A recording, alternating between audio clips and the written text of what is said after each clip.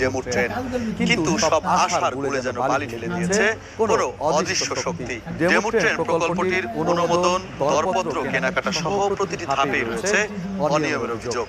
এই প্রকল্পটি মুখ থুবড়ে পড়লেও এর দায় নিচ্ছে না রেলের কোনো কর্মকর্তাই। প্রকল্পের আওতায় 650 কোটি টাকা দিয়ে 20 সেট ডেমো ট্রেন কেনা হয়, যার মেয়াদ থাকে 35 বছর।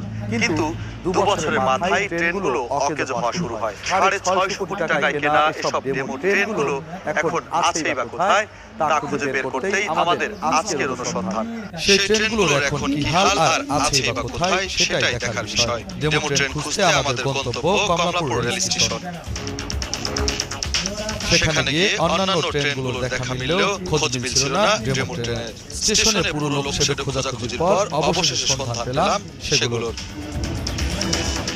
রেলওয়ের লোকশেডের দক্ষিণ পাশে এক সারিতে পড়ে আছে ডেমো। গাছপালা, লতাপাতায়